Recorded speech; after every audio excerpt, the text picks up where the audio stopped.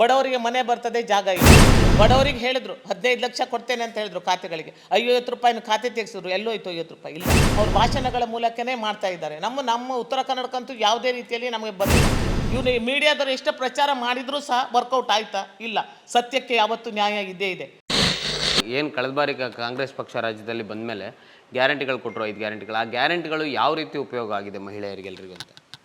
ನಮ್ಮ ಕಾಂಗ್ರೆಸ್ ಪಕ್ಷ ಅದು ಏಕಪಕ್ಷವಾಗಿ ಅಂದರೆ 135 ಸೀಟುಗಳ ಮುಖಾಂತರ ಕಾಂಗ್ರೆಸ್ ಪಕ್ಷ ಸರ್ಕಾರ ಆಡಳಿತಕ್ಕೆ ಬಂದ ನಂತರ ನಮ್ಮ ಮಹಿಳೆಯರಿಗೆ 5 ಗ್ಯಾರಂಟಿಗಳನ್ನು, ಅಂದರೆ ಮಹಿಳೆಯರಿಗಂದರೆ ಎಲ್ಲ ನಮ್ಮ ಬಡವರಿಗಾಗಿ 5 ಗ್ಯಾರಂಟಿಗಳನ್ನು ಘೋಷಣೆ ಮಾಡಿತ್ತು. ಆ ಘೋಷಣೆಗಳ ಪ್ರಕಾರ ನಮಗೆ ಮಹಿಳೆಯರಿಗೆ, ಯಾಕಂದರೆ ಮೊದಲನೇ ಕೊಟ್ಟಿದ್ದೆ ಶಕ್ತಿ ಅಂತ, ಮಹಿಳೆಯರಿಗೆ ಉಚಿತವಾಗಿ ಬಸ್ ಪ್ರವಾಸ ಈ ಸಲ ಸಿದ್ದರಾಮಯ್ಯನವ್ರು ಕೊಟ್ಟಿದ್ದರು. ನುಡಿದಂತೆ ಬಂದ ಒಂದು 2 ತಿಂಗಳ ಒಳಗೆ ಶಕ್ತಿಯನ್ನು ಕೊಟ್ಟರು. ಅದನ್ನೆಲ್ಲ ಮಹಿಳೆಯರಿಗೂ ಬಹಳಷ್ಟು ಉಪಯುಕ್ತ ಆಯಿತು. ಯಾಕಂದರೆ ಮನೆಗಳಲ್ಲಿ ಪಾಪ ಒಂದು ಕೆಲಸಕ್ಕೆ ಹೋಗ್ತಾಯಿದ್ರು, ಅಲ್ಲಿಂದ ಹೋದರೆ 4,000 ಕೊಟ್ಟರೆ 1,000 ಬಸ್ಸಿಗೆ ಹೋಗ್ತಿತ್ತು.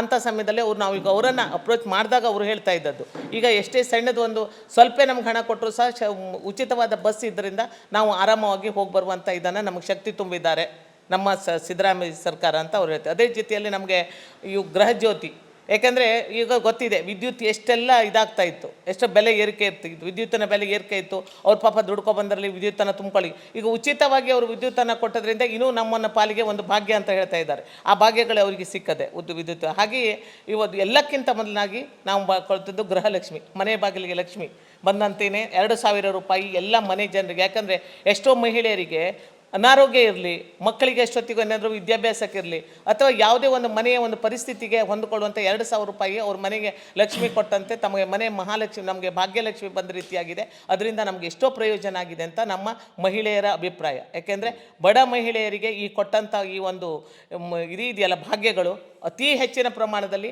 ನಮ್ಮ ಸರ್ಕಾರ ಕೊಟ್ಟಂಥ ಭಾಗ್ಯ, ನಮ್ಮ ಸಿದ್ದರಾಮಯ್ಯರವರು, ಡಿ.ಕೆ. ಶಿವಕುಮಾರ್ ಆ ಚಿಂತನೆಯನ್ನು ಮಾಡಿಕೊಟ್ಟದ್ದು ಬಡವರ ಪಾಲಿಗೆ ಒಂದು ಆಶಾ ಕಿರಣ ಅಂತ ಹೇಳ್ತಾ ಇದ್ದೇವೆ. ಈಗಾಗಲೇ ಅವರು ಖಾನಾಪುರದಲ್ಲಿ ದೊಡ್ಡ ಹಾಸ್ಪಿಟ್ಲನ್ನು ಕಟ್ಟಿ ಅವರು ಅವತ್ತು ಇದರಲ್ಲಿ ವಿಧಾನಸಭಾ ಇದರಲ್ಲಿ ಆರಿಸಿ ಬಂದಾಗ ಮಾಡಿದ್ದಾರೆ. ಅದೇ ರೀತಿ ಅವರು ಫಸ್ಟ್ ಅವರು ಸಹ ಧ್ಯೇಯ ಇಟ್ಕೊಂಡು ಬಂದಿದ್ದಾರೆ ಮಲ್ಟಿ ಸ್ಪೆಷಾಲಿಟಿ. ನಮ್ಮಲ್ಲಿ 2 ಅಂದರೆ ಉತ್ತರ ಕನ್ನಡದಲ್ಲಿ ನಮಗೆ ಭಾಳಷ್ಟು ನಾವು ಇಷ್ಟೆಲ್ಲ ನಾವು ಇದನ್ನು ನೋಡಿದ್ರು ನಾವು ಅನುಭವಿಸ್ತಾ ಇದ್ದು ಭಾಳ ಕಷ್ಟ. ನಿಮ್ಗೆ ಗೊತ್ತಿದೆ ಎಷ್ಟುಗಳು ಆಕ್ಸಿಡೆಂಟ್ ಆಗ್ತವೆ, ಏನಿದ್ರು ನಾವು ಹೋಗಬೇಕು, ಉಡುಪಿಗೆ ಹೋಗಬೇಕು, ಮಂಗಳೂರು ಹೋಗಬೇಕು, ಎಲ್ಲದಕ್ಕೂ ಭಾಳ ನಾವು ಅನಾನುಕೂಲತೆ ಇದ್ದೇವೆ.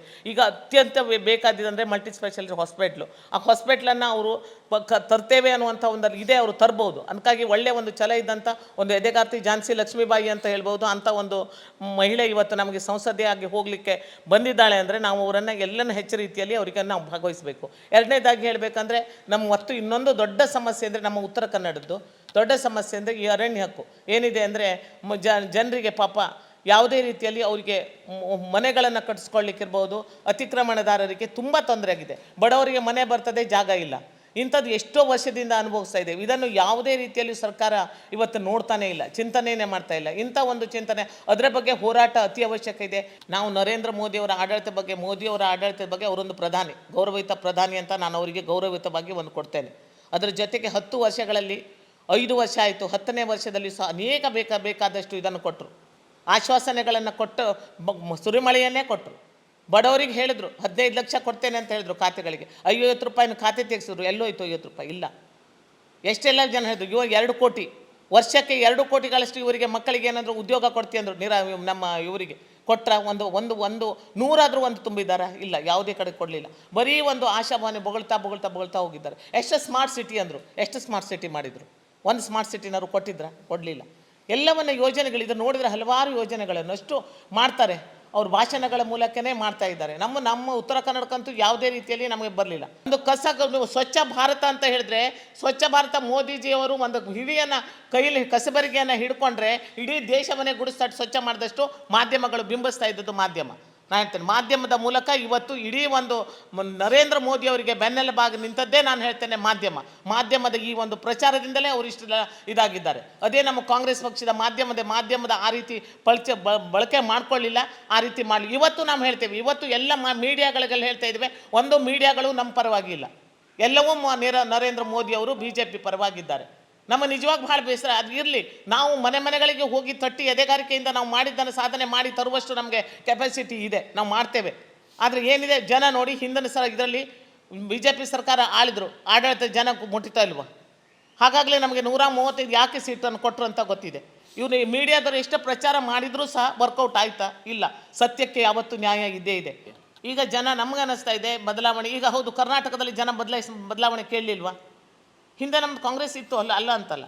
ಮತ್ತೆ ಅವರು ಒಂದ್ಸಲ ಅವಕಾಶ ಕೊಟ್ಟು ನೋಡಿದ್ರು, ಮತ್ತೆ ಬದಲಾವಣೆಗೆ ಬಂದ್ರಲ್ಲ. ಅದಕ್ಕಾಗಿ ಜನ ಇವತ್ತು ಬದಲಾವಣೆಯನ್ನು ಕೇಳ್ತಾ ಇದ್ದಾರೆ. ನಮ್ಮ ಇದರಲ್ಲಿ ಕೇಂದ್ರದಲ್ಲಿ ನಮ್ಮ ಪಕ್ಷ ಬರಲಿ, ಕಾಂಗ್ರೆಸ್ ಬರಲಿ, ಕಾಂಗ್ರೆಸ್ನಿಂದ ಇದೇ ನಮ್ಗೆ ಅವಕಾಶ ಇದೆ ಮುಂದೆ ಕಾಂಗ್ರೆಸ್ಸೇ, ಯಾಕೆಂದರೆ ಹಿಂದಿನ ಒಂದು ಇದೇ ಬೇಕು ಅನ್ನೋದೊಂದು ಅವರಲ್ಲಿ ಬರ್ತಾ ಇದೆ. ಅವ್ರು ಮಾಡ್ತಾರೆ ಅಂತ ನಮಗಿದೆ. ಜನ ನೋಡಿದಾಗ ಬರಲಿ, ರಾಹುಲ್ ಗಾಂಧಿ ಅಂತವ್ರು ಆಗಲಿ, ಯುವ ನಾಯಕ ಬರಲಿ ಅನ್ನೋದೊಂದಿದೆ. ನಿಮ್ಮಿಂದ ಇವತ್ತು ನಮ್ಮ ಮಹಿಳೆ ಒಬ್ಬಳು ಅಭ್ಯರ್ಥಿಯಾಗಿ ನಿಂತಿದ್ದಾರೆ, ಕಣಕ್ಕಿದೆ. ಅದು ಒಂದು ಸಾಮಾನ್ಯವಳಲ್ಲ, ಯಾಕೆಂದರೆ ಮುಂದೆ ನಮಗೆ ಎಲ್ಲ ರೀತಿಯಲ್ಲೂ ಸಹ ಸಹಕಾರಿಯಾಗುವಂಥ ಒಂದು ದಿಟ್ಟ ಮಹಿಳೆ ನಿಂತಿದ್ದಾಳೆ, ಅಂಜಲಿ ನಿಂಬಾಳ್ಕರ್ ಅಂತ. ಅವರನ್ನು ನಾವು ಎಲ್ಲರೂ ಕೂಡಿ ಒಗ್ಗಟ್ಟಿನಿಂದ ಕೆಲಸ ಮಾಡುವ, ಒಗ್ಗಟ್ಟಿನಿಂದ ಒಂದು ಗೆಲ್ಲಿಸುವ. ನಿಮ್ಮೆಲ್ಲರ ಪಾಲಿಗೆ ಮುಂದೆ ಯಾವುದೇ ಸಮಸ್ಯೆಗಳಿದ್ದರೂ ಲಿಂಬಾಳ್ಕರ್ ಅವರು ನಮ್ಮನ್ನು ಸ್ಪಂದಿಸ್ತಾರೆ. ಅದಕ್ಕಾಗಿ ನಾನು ಸಹ ಎಲ್ಲ ನಮ್ಮ ಜಿಲ್ಲೆಯ ಮಹಿಳೆಯರನ್ನು, ಯಾಕೆಂದರೆ ತಾಲೂಕಾ ಬ್ಲಾಕ್ದಲ್ಲಿರ್ಬೋದು, ಗ್ರಾಮ ಮಟ್ಟದಲ್ಲಿರ್ಬೋದು, ಅವರೆಲ್ಲರನ್ನ ಕೂಡಿಕೊಂಡು ಅವರಿಗೆ ನಮಗೆ ಏನಾಗಬೇಕು, ನಮ್ಮ ಸಮಸ್ಯೆಗಳಿಗೆ ಸ್ಪಂದಿಸುವಂಥ ಮಹಿಳೆ ಇದ್ದಾಳೆ. ಅದಕ್ಕಾಗಿ ಅವರನ್ನು ನಾವೆಲ್ಲ ಕೂಡಿ ಮಾಡುವ ಅನ್ನುವಂಥ ಸಂದೇಶವನ್ನು ನಾನು ಕೊಡ್ತಾ ಇದ್ದೇನೆ.